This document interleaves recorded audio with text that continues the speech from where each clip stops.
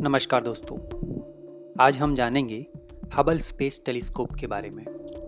ये कैसे बना, इसकी हिस्ट्री क्या है, इसकी डिस्कवरीज क्या हैं और इसका इम्पोर्टेंस क्या है साइंस की दुनिया में।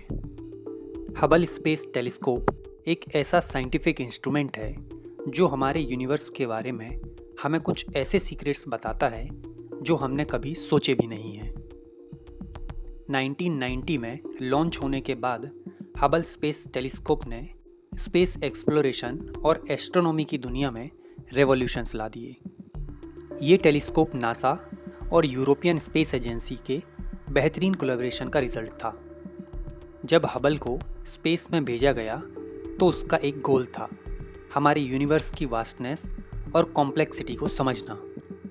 उससे भी पहले कई टेलीस्कोप्स थे, लेकिन हमारे अर्थ बेस्ड टेलीस्कोप्स की लिमिटेशंस थीं, जिसमें स्पेस की क्लियर इमेज नहीं मिल पाती थी। हबल को स्पेस में भेजने का मेजर रीज़न ये था कि स्पेस का व्यू बिना किसी एटमॉस्फेरिक डिस्टरबेंस के डायरेक्ट लिया जा सके।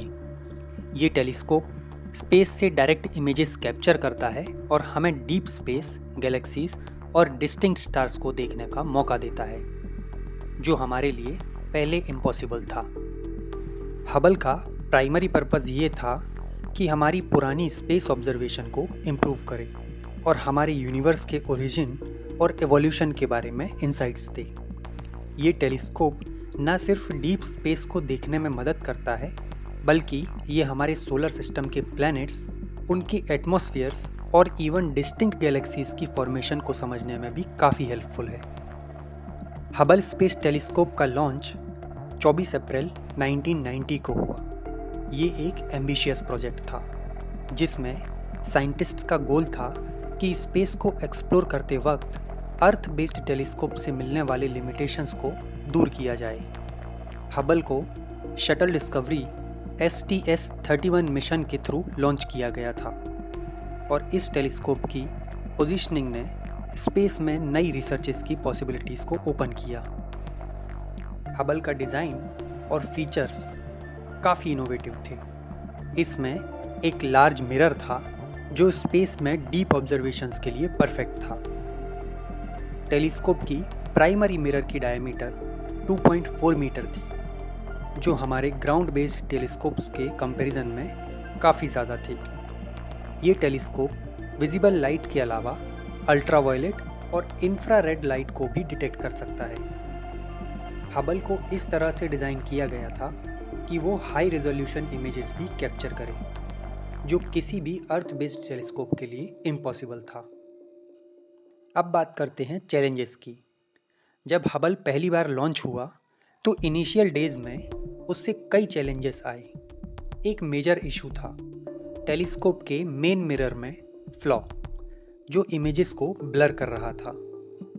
जब ये प्रॉब्लम आइडेंटिफाई हुई तो नासा ने इमरजेंसी मेजर्स लिए। 1993 में एक स्पेस वॉक के जरिए एस्ट्रोनॉट्स ने हबल के मिरर को करेक्ट किया। ये एक बहुत बड़ा मोमेंट था, जिसमें ह्यूमन इनोवेशन और एफर्ट को शोकेस किया गया। नासा के एस्ट्रोनॉट्स ने हबल को रिपेयर किया और टेलीस्कोप वापस फुल पोटेंशियल पर काम करने लगा। ये चैलेंज एक रिमाइंडर था कि स्पेस मिशंस में हमेशा कुछ अनएक्सपेक्टेड चैलेंज आते हैं, लेकिन ह्यूमन एफर्ट्स के थ्रू उन्हें सॉल्व भी किया जा सकता है। अब देखते हैं कुछ की डिस्कवरीज जो हबल स्पेस टेलीस्कोप ने की हैं। सबसे पहले डीप फील्ड ऑब्जर्वेशंस। हबल की सबसे सिग्निफिकेंट डिस्कवरीज में से एक थी हबल डीप फील्ड ऑब्जर्वेशंस। 1995 में हबल ने एक ऐसे इमेज कैप्चर की जो उस समय तक ली जाने वाली सबसे डीप स्पेस इमेज थी। ये इमेज अर्थ से लगभग 13 बिलियन लाइट ईयर्स दूर एक स्मॉल पैच ऑफ स्काई से ली गई थी। इस इमेज में हमने हज़ारों गैलेक्सीज को देखा, जो हमारे यूनिवर्स के इंसेप्शन के बारे में कई इंपॉर्टेंट क्वेश्चंस रेज करती है। ये डिस्कवरी यूनिवर्स की वास्टनेस को समझने में एक मेजर टर्निंग पॉइंट थी। हबल डीप फील्ड से हमने जाना कि यूनिवर्स कितना ज़्यादा बड़ा है और कितनी गैलेक्सीज हमारी रीच से बहुत दूर हैं। हबल ने यूनिवर्स के एक्सपेंशन को मेजर करने में भी सिग्निफिकेंट रोल प्ले किया है। 1920 में साइंटिस्ट एडविन हबल ने डिस्कवर किया था कि गैलेक्सीज हमसे दूर जा रही हैं, जो यूनिवर्स के एक्सपेंडिंग होने का प्रूफ है। हबल स्पेस टेलीस्कोप ने इस ऑब्जर्वेशन को कंफर्म किया और उसके बाद जो डेटा मिला उससे हबल्स कांस्टेंट को डिफाइन किया गया। हबल का डेटा स्पेशली सुपरनोवा, जिसे हम एक्सप्लोडिंग स्टार्स भी कहते हैं, उनकी डिस्टेंस और ब्राइटनेस के एनालिसिस से साइंटिस्ट को यूनिवर्स के एक्सपेंशन रेट को मेजर करने में मदद मिलती है। ये फाइंडिंग्स हमारे यूनिवर्स के ओरिजिन, फॉर्मेशन और फ्यूचर के प्रेडिक्शंस को समझने में मदद करती है। ब्लैक होल स्पेस के सबसे मिस्टीरियस और फैसिनेटिंग ऑब्जेक्ट्स होते हैं। हबल स्पेस टेलीस्कोप ने ब्लैक होल्स के बारे में भी कई इंपॉर्टेंट डिस्कवरीज की हैं। हबल ने सुपर मैसिव ब्लैक होल्स को ऑब्जर्व किया, जो गैलेक्सी के सेंटर में होते हैं। ये ब्लैक होल्स इतने मैसिव होते हैं और उनका ग्रेविटेशनल पुल इतना स्ट्रॉन्ग होता है कि वो अपने आसपास की लाइट और मैटर को भी अपनी तरफ खींच लेते हैं।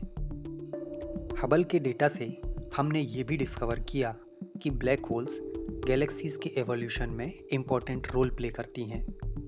इससे हमें गैलेक्सी फॉर्मेशन और एवोल्यूशन के बारे में नए इंसाइट्स मिले और ये समझने में मदद मिली कि किस तरह से ब्लैक होल अपनी सराउंडिंग्स को इन्फ्लुएंस करते हैं। हबल ने हमारे सोलर सिस्टम के प्लैनेट्स और उनके मून्स की भी डिटेल्ड ऑब्जर्वेशन की है।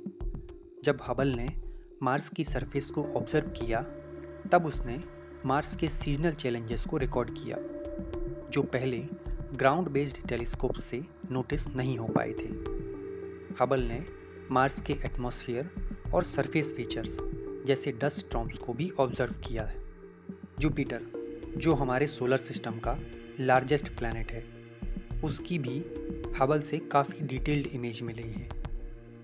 हबल के थ्रू हमने जुपिटर के ग्रेट रेड स्पॉट को ऑब्जर्व किया, जो एक मैसिव स्टॉर्म है और इसका साइज़ अर्थ के साइज़ के बराबर है।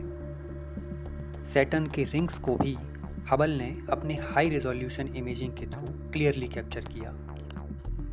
हबल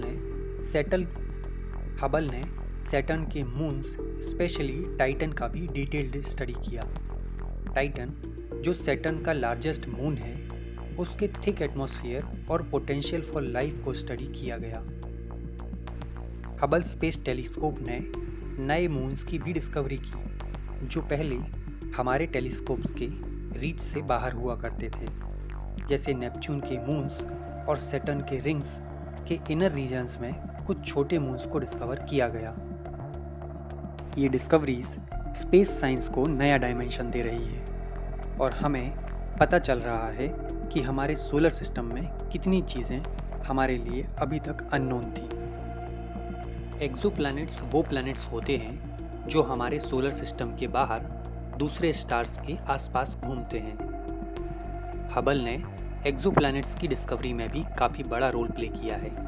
हबल के एडवांस स्पेक्ट्रोग्राफ्स की मदद से साइंटिस्ट ने एक्सोप्लैनेट्स के एटमॉस्फेयर्स का स्टडी किया और उनमें केमिकल सिग्नेचर्स जैसे वाटर वेपर, मीथेन और कार्बन डाइऑक्साइड का डिटेक्शन किया। हबल के डेटा से साइंटिस्ट ने कुछ हैबिटेबल जोन के एक्सोप्लैनेट्स भी डिस्कवर किए हैं। हैबिटेबल जोन वो रीजन होता है जहां लिक्विड वाटर होना पॉसिबल है, जो लाइफ के लिए नेसेसरी इंग्रेडिएंट है। ये डिस्कवरी लाइफ के पोटेंशियल के बारे में न्यू क्वेश्चंस रेज करती हैं, जैसे कि क्या हमारे यूनिवर्स में और भी लाइफ फॉर्म्स एग्जिस्ट करते हैं। हबल की रीसेंट ऑब्जर्वेशंस ने लाइफ के ओरिजिन और पॉसिबिलिटी को भी स्टडी करने में मदद की है।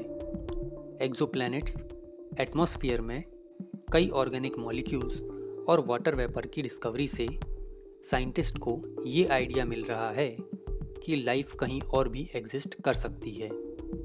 हबल की फाइंडिंग्स ने हमारी अंडरस्टैंडिंग को बढ़ाया कि स्पेस में जिंदगी के चांसेस को किस तरह से एक्सप्लोर किया जा सकता है। अब नज़र डालते हैं कुछ टेक्नोलॉजिकल इनोवेशंस पर। हबल के इंस्ट्रूमेंट्स काफ़ी एडवांस थे, जिसमें इनोवेटिव इमेजिंग सिस्टम्स, स्पेक्ट्रोग्राफ्स और कैमरा सिस्टम्स शामिल हैं। इन इंस्ट्रूमेंट्स की मदद से हबल ने हाई क्वालिटी इमेजेस और डेटा कैप्चर किया, जो स्पेस एक्सप्लोरेशन में रेवोल्यूशनरी था।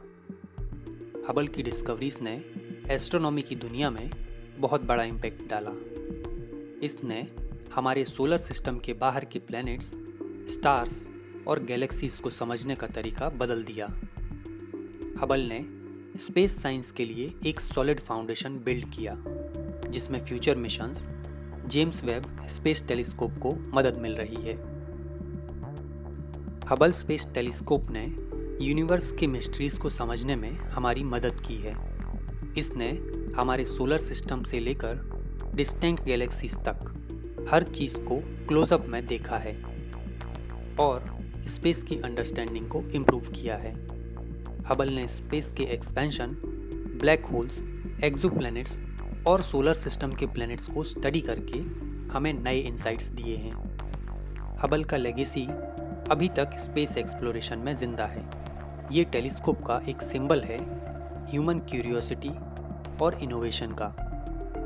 हबल के डिस्कवरीज के थ्रू हम स्पेस के और गहरे क्वेश्चंस को सॉल्व कर सकते हैं और आगे चल के नए मिशंस और टेक्नोलॉजीज डेवलप कर सकते हैं। तो दोस्तों, ये था एक detailed description Hubble space telescope के बारे में।